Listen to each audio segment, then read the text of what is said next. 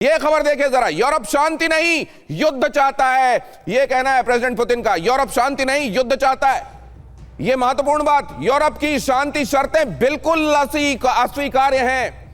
Europe शांति प्रक्रिया को असल में डिरेल कर रहा है, नुकसान पहुंचा रहा है, यह कहना है प्रेसिडेंट पुतिन का। यूरोप अगर युद्ध करेगा तो हम भी तैयार हैं, यह भी कहा है प्रेसिडेंट पुतिन ने। यह सीधे सीधे यूरोप को बड़ी मैसेजिंग है। हम युद्ध नहीं चाहते, लेकिन अगर किसी ने शुरू किया तो अंजाम बुरा होगा, कहा है प्रेसिडेंट पुतिन ने। अंजाम बुरा होगा। अगर यूरोप मैदान में आया तो फिर हम जल्द ही इस लड़ाई को अंजाम तक पहुंचा देंगे। बहुत दिन नहीं लगेंगे, इतना नहीं चलेगा। 3 साल 9 महीने यूक्रेन के साथ चल गया, यूरोप आएगा तो इतने दिन नहीं चलेगा। इतना मारेंगे कि शांति का पक्ष लेने वाला कोई बचेगा ही नहीं, कहा है प्रेसिडेंट पुतिन ने। अब जरा इन बातों को भी समझ लीजिए। एक देश का, इतने बड़े देश का राष्ट्रपति जब ये बातें कह रहा है तो क्या लाइनों में कह दिया और क्या बिटवीन द लाइन है? मिस्टर वोरा, अहम प्रश्न फिर से आपने पूछा है। मेरा मानना है सर कि पुतिन साहब उन वर्ल्ड लीडर्स में से हैं जो कहते हैं वो करते हैं, जो करते हैं वो कहते हैं। एक चीज़ आपको बताता हूं सर, जो दूसरा विश्व युद्ध हुआ था, बड़ी बड़ी बातें करते हैं कि पश्चिमी देश जीत गए थे, अमेरिका आ गया, जीत गए थे, जर्मनी को हरा दिया था। जीता था अगर किसी ने तो वो सोवियत संघ ने था, जिन्होंने जर्मनी की, हिटलर की पीठ तोड़ दी थी। आपको तो ये कहानी पूरी मालूम है।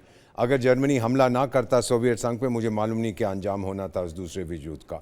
लेकिन सोवियत संघ 3 करोड़ अपने नागरिक खोए थे इस जंग में, और यूक्रेन के भी बहुत से लोग मरे थे। पश्चिमी देशों का इतना नुकसान नहीं हुआ था। बाद में बड़ी बातें करते हैं कि हम जीत गए, हम जीत गए। सो सर, रूस के ऊपर 3 बार हमले हुए हैं, मैं बता देता हूं। एक स्वीडन के थे चार्ल्स द 12th, उसके बाद नेपोलियन ने किया, फिर हिटलर ने किया।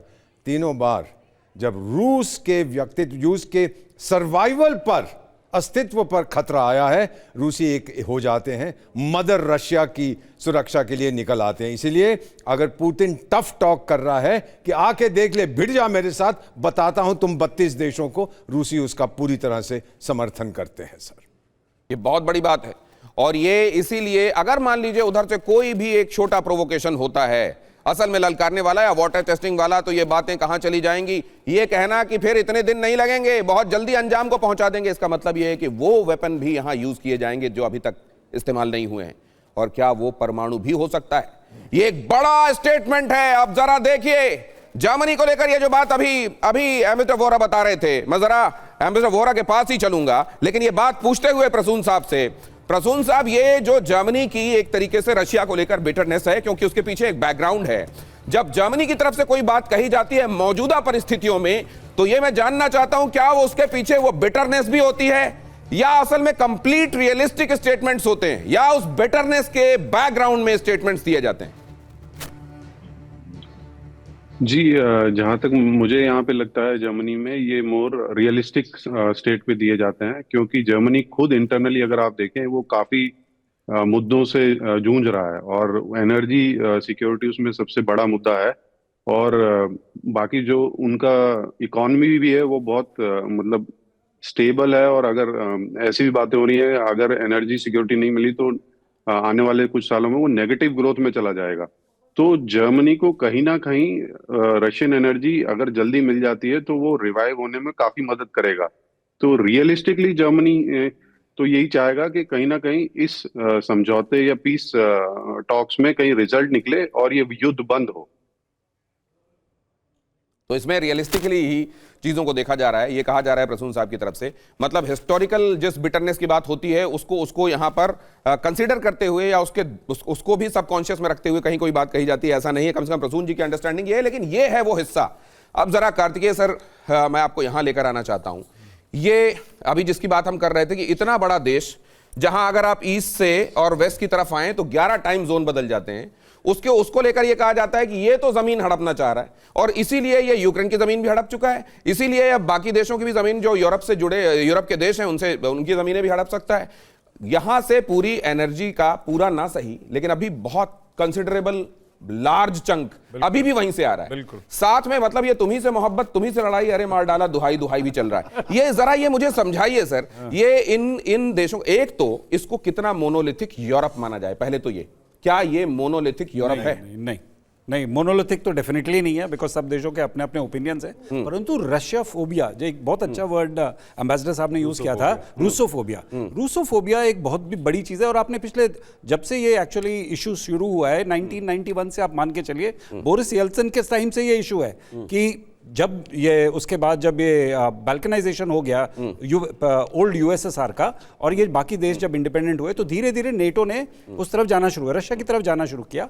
उस समय से ही 1991 से ये इतिहास में चल रहा है कि रशियंस हमेशा कंसर्न रहे कि नेटो की जो पूर्व की तरफ है, ईस्ट की तरफ है, जो प्रोग्रेस नहीं होनी चाहिए उसको रोक दीजिए, this will result in a problem.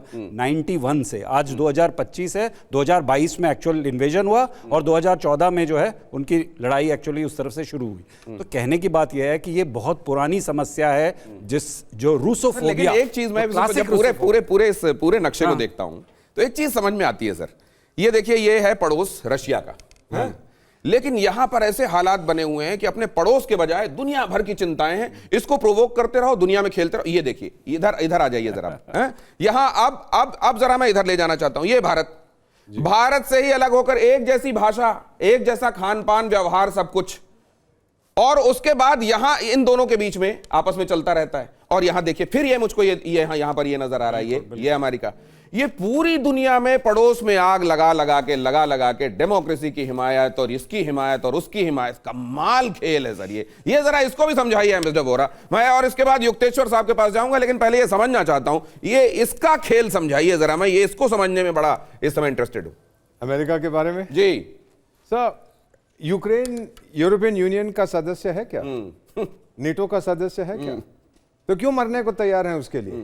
अब वहां तो साहिल में, अफ्रीका में भी बहुत जंग हो रहे हैं, वहां जाके मरो ना इसके साथ, क्योंकि यूरोपियन है इसीलिए। और मैं आपको एक चीज सर जो मुझे समझ आती है वो ये है कि आपकी बात से एक चीज मुझे याद आई कि शादी का कार्ड भी नहीं छपा है, लेकिन तलाक को लेकर लड़ाई हो रही है।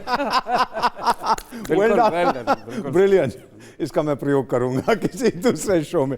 मैं इतना कहना चाहता हूँ, ये शब्द नाजी, आपको याद होगा जब ये जंग शुरू हुआ था, जब पुतिन साहब ने स्पेशल मिलिट्री ऑपरेशन किया था, उन्होंने कहा था कि डी नाजीफाई। सर ये शब्द नाजी, मैं तो रूस में गया हूं कई बार, सब उस एरिया में रहा हूं, they hate the word Nazi, क्योंकि वो हिटलर था सर, जिसने क्या किया था बाकी देशों के साथ आप जानते हैं। तो ये नाजी शब्द जो है, दिस इज रशियाज टर्म, और रूसी खड़े हो जाते हैं। I haven't met a single Russian, मेरी उम्र का या मुझसे कम उम्र का, जिसका फादर या अंकल या कोई नाजियों ने मारा नहीं था उसको।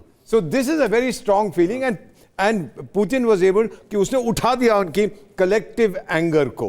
अब मेरा फाइनल चीज सही कहना चाहता हूं, आप लोग, बहुत से लोग ये कार्यक्रम देख रहे हैं, अगर आप देख पाए, क्योंकि आजकल इंटरनेट से स्क्रब कर दिया है, 2019 या 18 में यूएसए और यूक्रेन ने एक अग्रीमेंट किया था कि हमेशा यूएसए मदद करेगा यूक्रेन की, ऑक्यूपाइड टेरिटरी ओडेसा फुडेसा को भी वापस लाएगा। आजकल उसकी बात नहीं करते। रूस कहता है ये क्या अग्रीमेंट। अब इसको भी देखिए ना सर, ये भी बड़ा इंपॉर्टेंट है। मैं अब युक्तेश्वर जी के पास जाने वाला हूं, इसलिए खासतौर से इसकी चर्चा कर लेना चाहता हूं। ये जिसका सूर्य कभी अस्त नहीं होता था, ये मुझको दो, ये भी, अमेरिका भी और ये भी, दुनिया भर में गड़बड़ी के लिए जिम्मेदार आखिरकार रूट्स में जाएंगे तो आपको कहीं ना कहीं ये मिल जाएंगे। बिल्कुल दूसरे ये भी आप देखिए, ब्रेग्जिट कर लिया इसने, सब कर लिया, लेकिन यूरोप को जाओ भिड़ो उससे, जाओ बोलो, और साथ में ये भी बीच बीच में प्रोवोकेशन खुद भी करता रहता है। इनका गेम समझाइए ना जरा। मैं फिर उनके पास, युक्तेश्वर जी के पास जाने वाला। एक्चुअली सॉरी, आपने कहा ना कि यहाँ अस्त नहीं होता सूरज, क्योंकि भगवान भी भरोसा नहीं करता अंधेरे में जी। परंतु इस समय यूके की पोजीशन पर्टिकुलरली ऐसी है कि किसी क्या बोलते हैं ना, बाजुओं में दम नहीं, पर हम किसी से कम नहीं। तो वही बिल्कुल उन पे ये जो मुहावरा है, ये बिल्कुल फिट बैठता है। और जहां तक अमेरिका का सवाल है, अमेरिका तो डेफिनेटली पड़ोसी के घर में हमेशा खलल में लगा रहता है। एक बात बताइए, कहीं ऐसा तो नहीं है ये जो दुनिया के दादा बने हुए हैं, या दुनिया को चलाने का कभी उन्होंने दम भरा है कि हमारे इशारे पर दुनिया चली है, कहीं इनकी फिलॉसफी ये तो नहीं है कि गड़बड़ी नहीं होगी तो हम चौधरी कब बनेंगे? देखिए, यूके के बारे में तो आप इस ख्याल को बाहर निकाल दीजिए, चौधरी क्या, अब तो वो शायद चूहा भी नहीं बन सकते। परंतु अमेरिका के बारे में ये जरूर बात हो सकती है। देखिए, जिसके पास पावर है, जिसके पास ताकत है, जिसके पास पैसा है, वो देश इस समय केवल अमेरिका है। रूस को इसीलिए चेक में रखा गया है यूरोप के थ्रू, ताकि रूस कभी भी उस पोजीशन पे आ नहीं पाए। भारत को चेक में रखने की कोशिश हो रही है, आपको पता ही है। चीन को वो चेक में ना रख पाए, वो उनका बहुत बड़ा फेलियर है। दुनिया में यहां जो दौड़ लगी हुई है, वहां दूसरों के पैरों में बेड़ियां कसी जा रही हैं कि वो कहीं रेस में हमको हरा बताना दें, ये देखिए ये है दुनिया, और फिर बात की जाती है कि we want a just world to exist.